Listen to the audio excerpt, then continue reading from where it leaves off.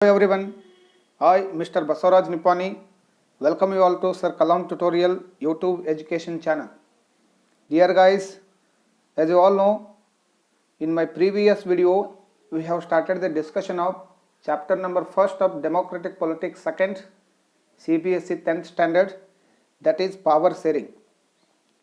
In that lesson already we have discussed some three important points, such as the introduction, in which we have discussed the meaning of power sharing, and also we have discussed about various definitions of power sharing.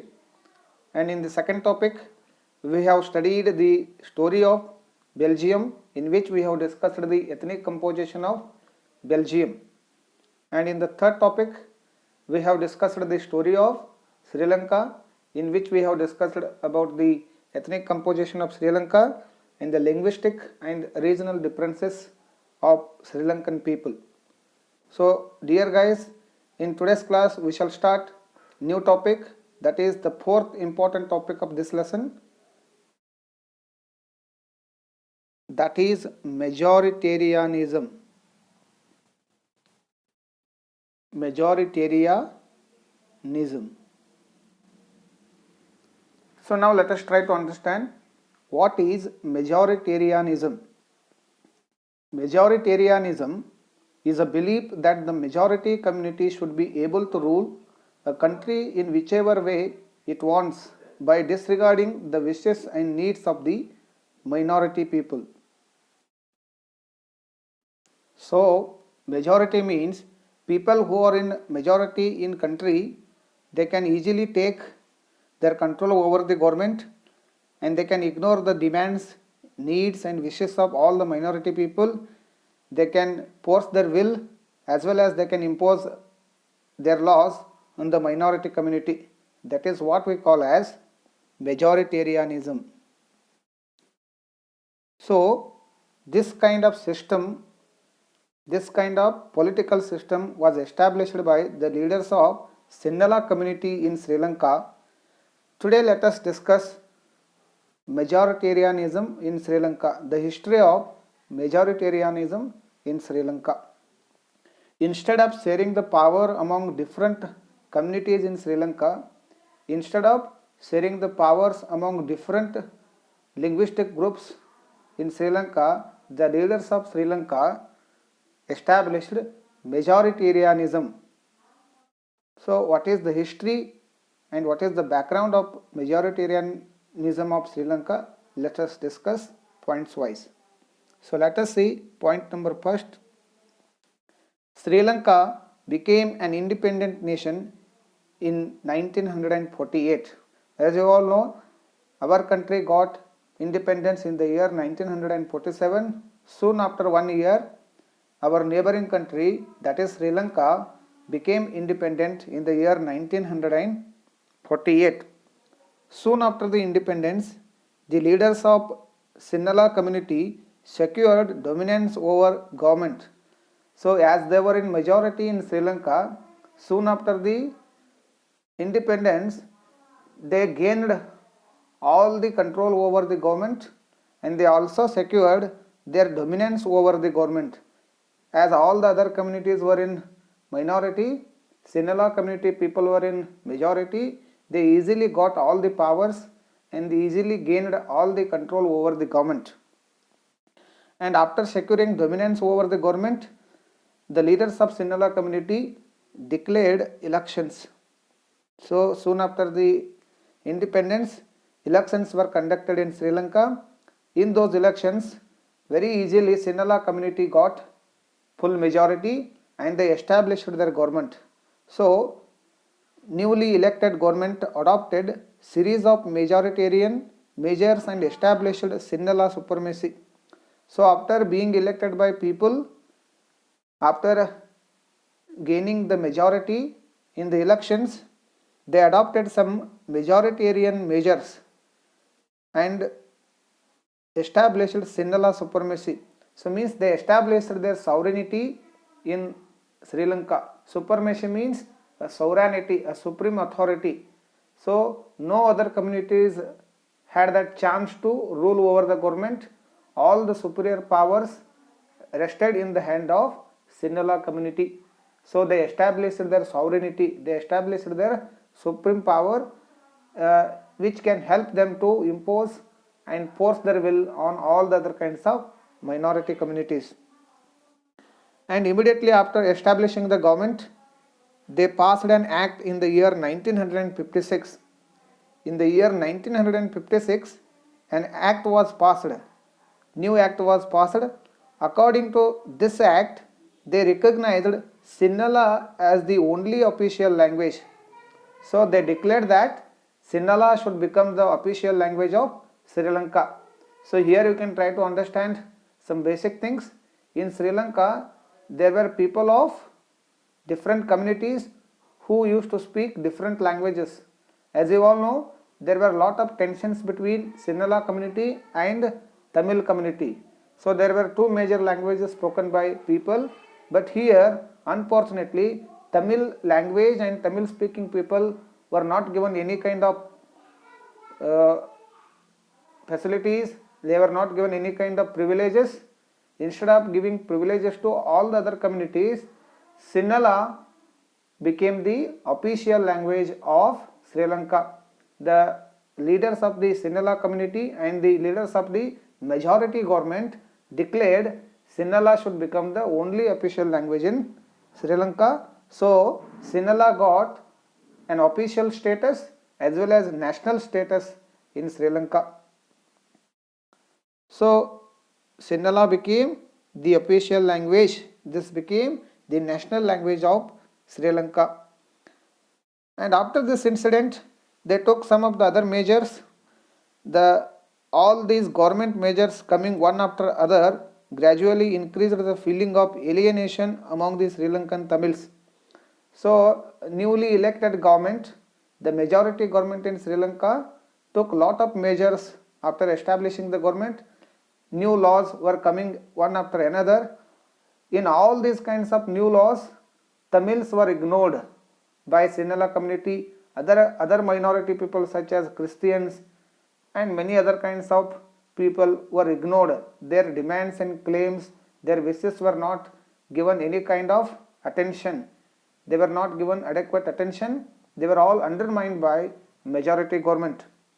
So these kinds of developments in the country started developing the feeling of alienation in the mind of Sri Lankan Tamils, Indian Tamils and Christians who lived in Sri Lanka, because they were feeling that as if they were living as a foreigner in Sri Lanka. They were from Sri Lanka only, but they started feeling that they were foreigners living in Sri Lanka, because there was a basic reason behind that. They did not get any kind of facilities, they did not get any kind of privileges. All of their needs and wishes were ignored by the majority government, which was established by Sinhala community. So here you can understand that point very easily. In the 6th point, Sinhala people got government jobs and university positions. So in all the government fields, in all the government sectors, Sinhala people only had the rights to get jobs, and they had all the privileges to get university positions. Even for higher education, to study in universities, they only Sinhala people had the rights, they had the privileges, but all these kinds of privileges were denied by Tamil people. These all facilities were not given to Tamil people and Christians.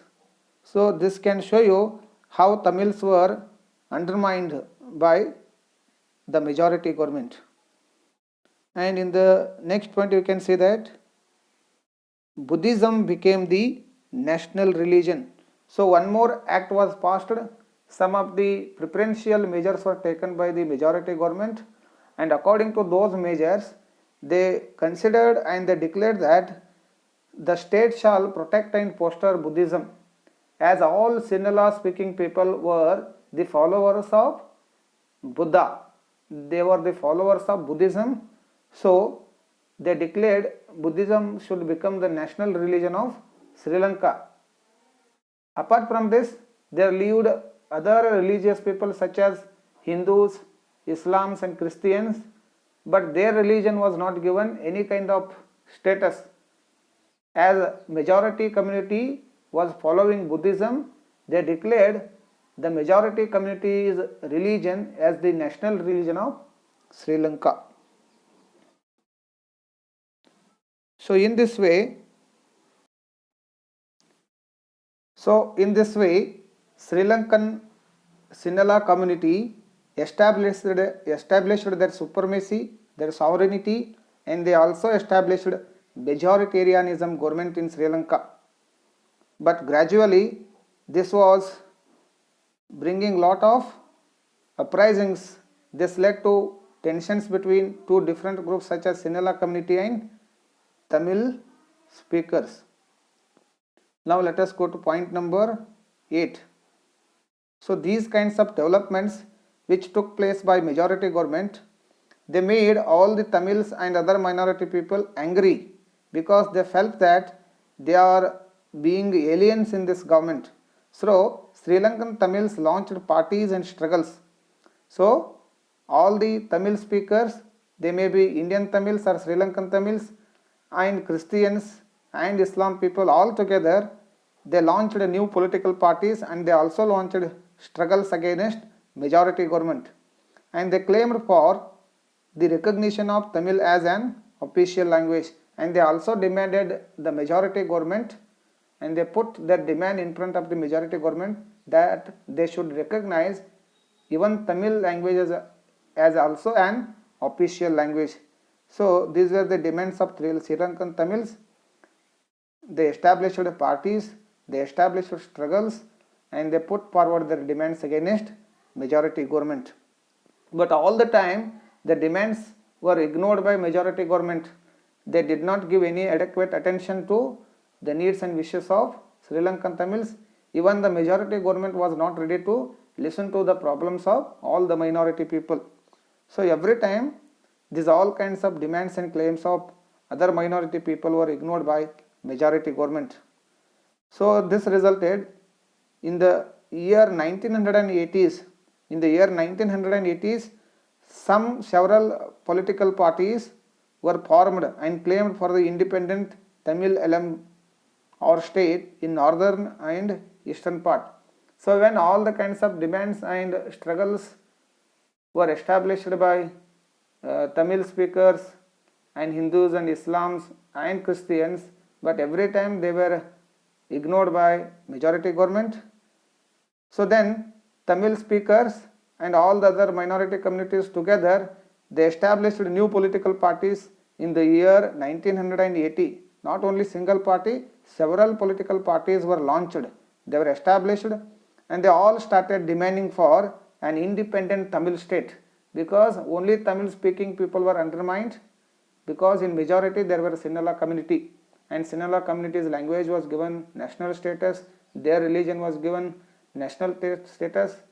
But in this situation, Tamil's language and Tamil's religion were not given any kind of privileges. So they claimed for independent elema. Independent elema means an autonomy, an independent state in the northern part and as well as in the eastern part of Sri Lanka, where all these Indian Tamils, Sri Lankan Tamils and Christians were living.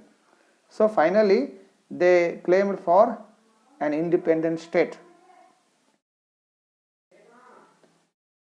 Even though after these kinds of struggles and movements took place in Sri Lanka, majority government was not considering their demands. They were all denying these all kinds of demands and claims. So at last there was great rift between two communities, Tamils and Sinhala community. So that established the distrust between two communities. The distrust between the two communities turned into widespread conflicts. So when majority government was not considering all the minority community, when they were only looking after the development of their community, that resulted conflicts between two communities. It led to lot of fights and movements between these two communities, and soon it turned into civil war. So the wars were taking place. Civil wars means people started fighting each other.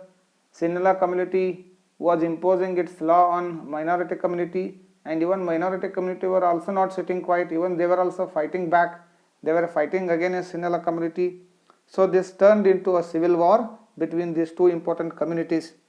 And when the minority communities were fighting against, they were fighting against the majority community.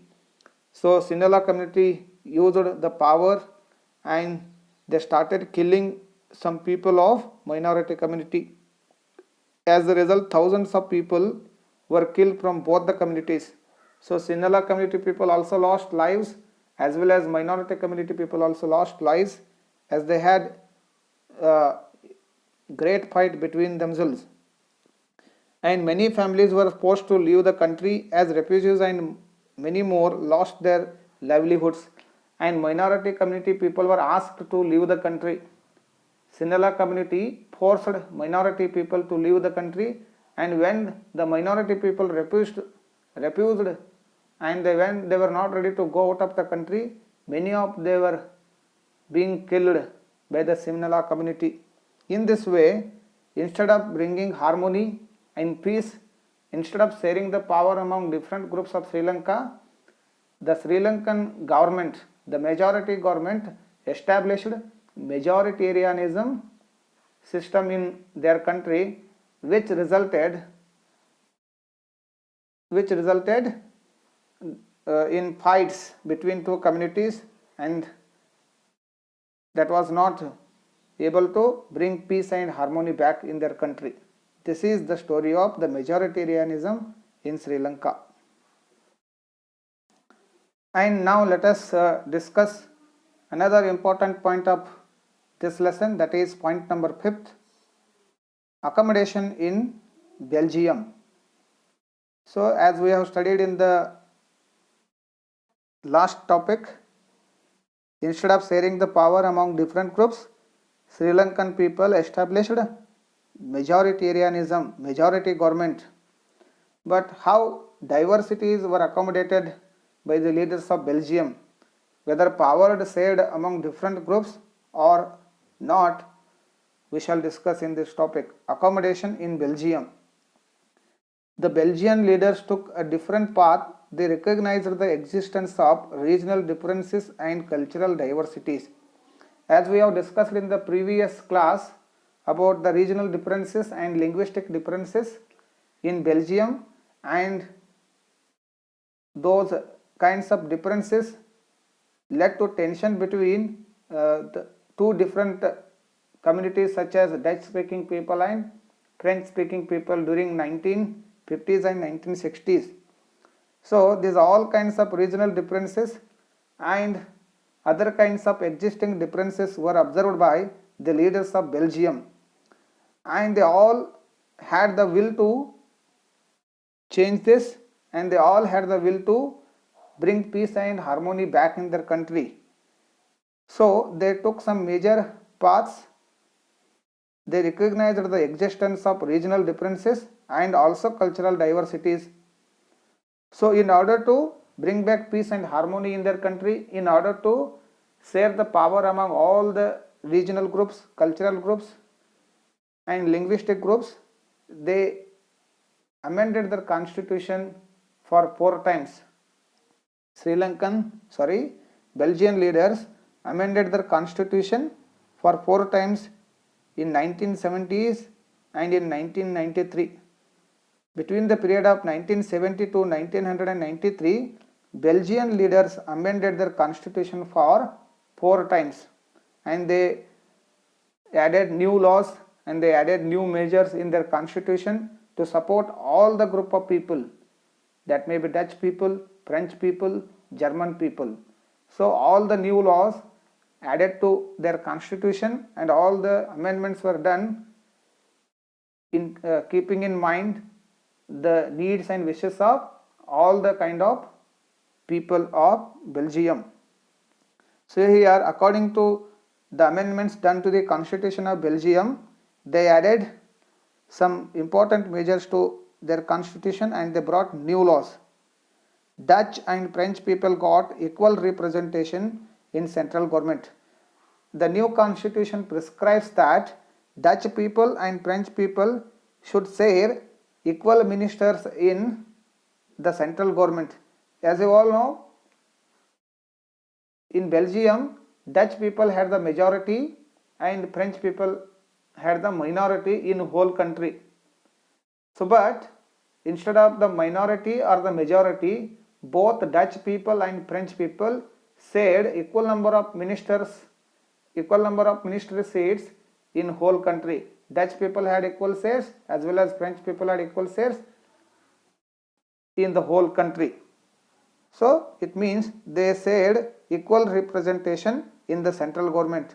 Means for whole country there was one government which was called central government, and in the central government, in the parliament of central government, they said equal number of representation. Each community can have their ministers in the central government.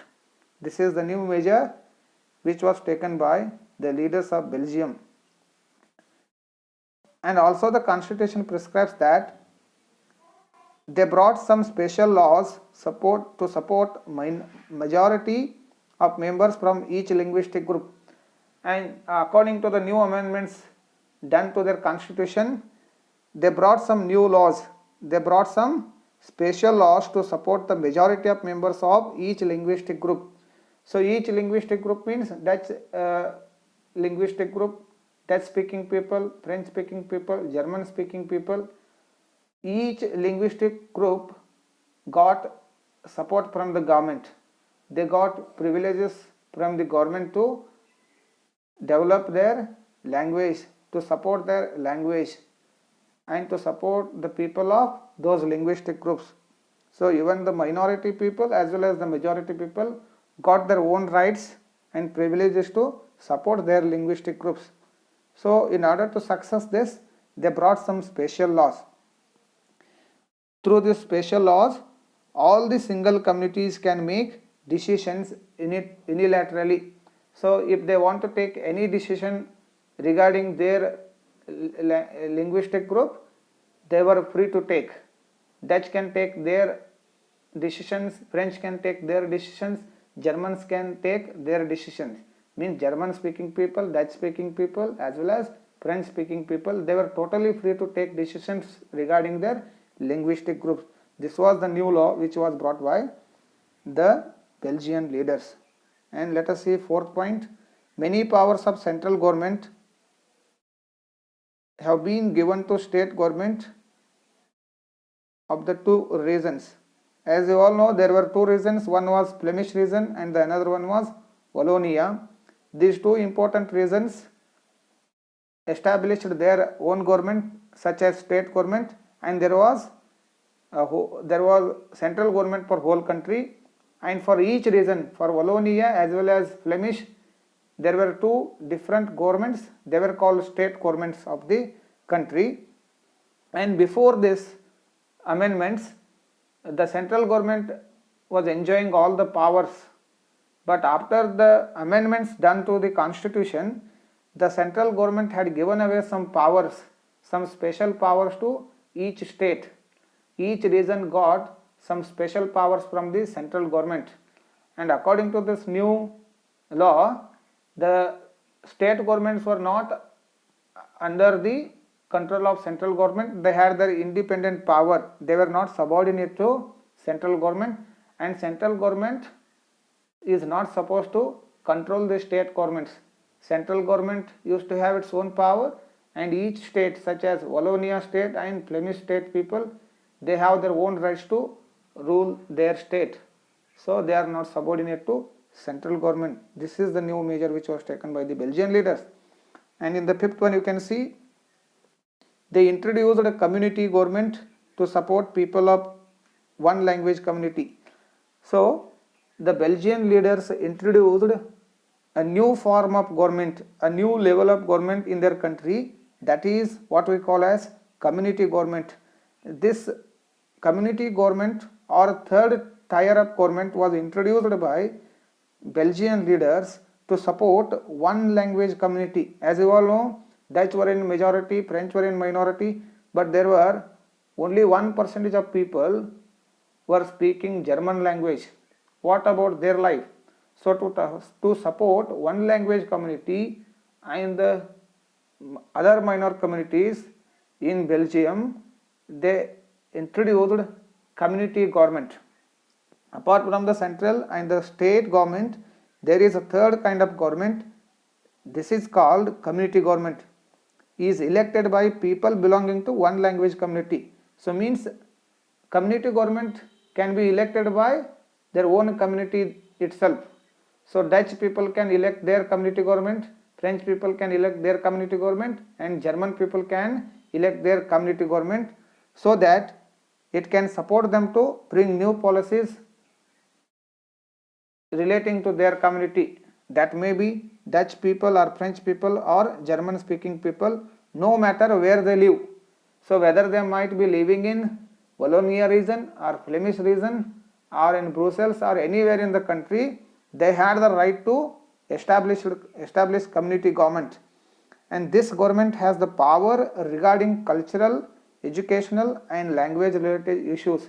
So this government looks after the issues such as cultural issues and educational issues and language related issues.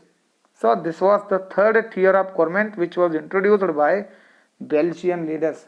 So these are some 5 measures which were taken by the Belgian leaders through the amendment of constitution, and they established a new system of government in their country. This shows that they accommodated social diversities in Belgium and they made people to live in oneness and harmony, as they shared their powers equally among each ethnic group. So according to philosophers and according to scholars, the Belgian model of power sharing is very complicated, but it is a very popular and famous model of power sharing in the world today. So this is what power sharing arrangements done in Belgium to bring back peace and harmony. But in the previous topic we have discussed that instead of sharing the power among different groups, Sri Lankan Tamils established majoritarianism in their country. So this is what the importance of power sharing. If powers are shared among different groups, there will be always peace and harmony, and we can see the development of the country. But if there are no power sharing arrangements in the country, we can see a lot of uprisings, movements, fights, disputes, and finally we can see the collapse of country, as we have discussed in the example of Sri Lankan majoritarianism system. So friends, remaining topics can be discussed in the next video. Thank you for watching my video. Please subscribe my channel, press the bell icon, and please share my video in other WhatsApp groups, in your Facebook link, so that all the other people can get the benefit of this video. Thank you very much. Take care. Bye bye.